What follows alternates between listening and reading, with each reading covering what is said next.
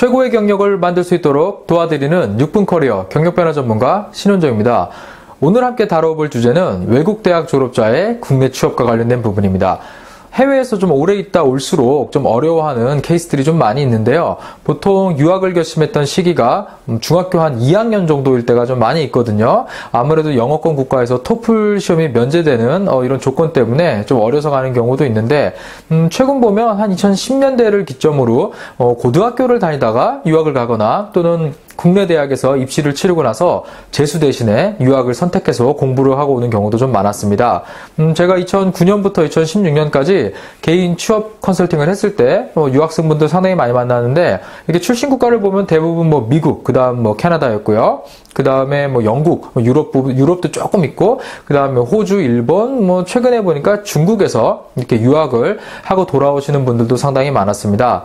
그 중에 가장 기억에 남는 분이 인도의 자미드 함다드 대학에서 컴퓨터 공학을 전공한 분이었는데, 나중에 일본계 회사로 취업을 시켰던 사례가 있었습니다. 아주 특이하죠? 기억에 좀 남습니다. 최근 국내 기업들이 이런 국가 간 경계가 없이 좀 사업 확장을 많이 해서 해외로 진출하는 사업이 상당히 많아졌어요. 그래서 해외에서의 유학 경험은 직무만 잘 고려해 본다 그러면 사실 상당히 유리한 측면이 좀 있습니다. 그렇지만 또 직무에 대한 이해가 현지 국가하고 좀 다르죠. 그리고 조직 시스템도 좀 다르기 때문에 국내에서는 어떠한 직무가 필요한지 좀 더 고민해 본다 그러면 상당히 도움이 될 수가 있겠습니다. 일단 편해 보이는 직무를 좀 선호하는 건 당연히 어렵고요. 예를 들어 글로벌 경력 트랙인 주재원을 염두에 두고 영업관리나 영업기획 이런 쪽의 직무를 좀 한다거나 또는 회사에서 필요로 한 직무를 좀 찾아보신다면 이런 유학생 출신이라는 것 좀 상당히 어드밴티지가 있을 수 있습니다. 그런데 좀 이런 유학생분들 만나보면요, 공통적으로 있는 문제가 이런 취업을 고민하는 시기예요. 보통 아무래도 내가 현지에서 있을지 국내에서 있을지 이런 것들 좀 나중에 상당히 고민을 많이 하거든요. 그런데 본인이 귀국하기 얼마 딱 남지 않았을 때 비로소 그때 내가 어떻게 해야 되지 고민을 시작한다는 게 공통적인 문제입니다. 그래서 주변 사람들하고 좀 이야기를 해보면 국내 취업으로 결정을 짓고 이렇게 준비를 하는 경우가 있는데 조금 늦죠. 그래서 일단 국내에서 취업을 하려고 그러면 어떠한 채용 문화가 있는지 아셔야 되는데 일단 인사팀이나 면접관으로 일하는 분들이 어떤 사람을 뽑는가 이걸 좀 생각해 볼 필요가 있겠습니다. 이런 분들한테 스크리닝을 당하지 않아야 다음 채용 절차로 넘어갈 수가 있죠. 이런 분들이 가장 우리 유학생들한테 우려하는 부분은 한국 내 조직 문화에 적응 잘할 수 있을까? 그리고 다른 사람들과 융화 잘하나? 그리고 마지막으로 외국에서 공부하고 온 사람들만의 특징인데 조금 이런 피키한 부분이 있습니다. 그래서 아무래도 문화적으로 좀 다른 곳에 있다가 왔기 때문에 국내로 영문화 적응이 좀 돼 있어야 되는데 이런 게 잘 안 되어 있거나 어설픈 모습을 보여주면 일단 선발해서 제외하는 게 보통이죠. 그래서 여러분들이 이런 부분을 좀 어렵게 자기소개서에 쓰고 면접을 가셔도 또 잘 안 되는 경우가 많습니다.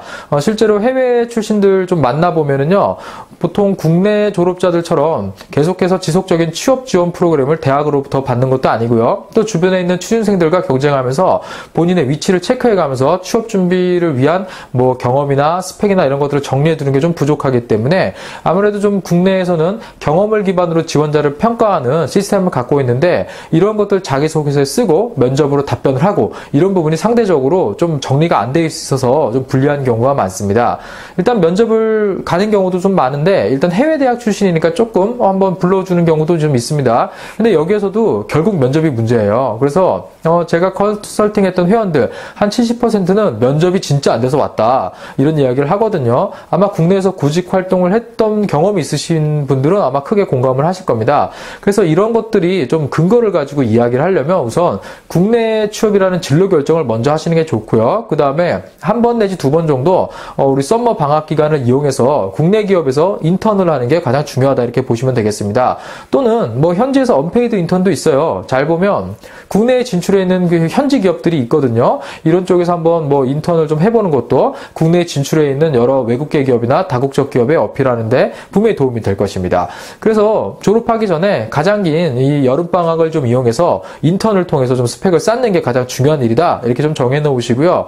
보통 국내 대학의 중간고사 시즌인 4월 말에서 한 5월 중순까지 대기업들 인턴 채용 공고가 올라오기 때문에 이 시기에 맞춰서 한번 귀국을 좀 준비를 한다거나 조금 여의치 않으면 인터넷으로 현지에서 지원서 내는 건 어렵지 않잖아요. 그래서 현지에서 지원서 내보시면서 귀국 시기를 한번 좀 조율해 보는 것도 필요하다고 여러분들이 알고 계시면 좋겠습니다. 근데 보통 인턴을 하다 보면 내가 크게 배운 게 없는데 이런 생각을 하시는 분들도 있어요. 그런데 사실 국내 기업에서 일을 하면서 한번 조직 생활도 경험해보고 한국 내에서의 조직에서 일을 하면서 외국 유학 생활에서 좀 배울 수 없었던 이런 것들을 잘 익히는 계기가 되었다. 이런 스토리 하나만 잘 만들고 계시면은 사실 몇백 개의 현지 경험이나 학교에서 쌓은 경험보다 사실 더 좋은 경험이라고 이야기 드릴 수가 있거든요. 그래서 이런 리터니들의 국내 취업 이야기는 사실 할 게 상당히 많아요. 그런데 오늘 한 요 정도 소개하는 정도 수준에서 한번 마무리 좀 하겠고요. 다음 기회에 세부적인 내용이나 사례 등을 가지고 한번 좀 다루어 보도록 하겠습니다. 네, 경력변화 전문가 신현종이었습니다. 감사합니다.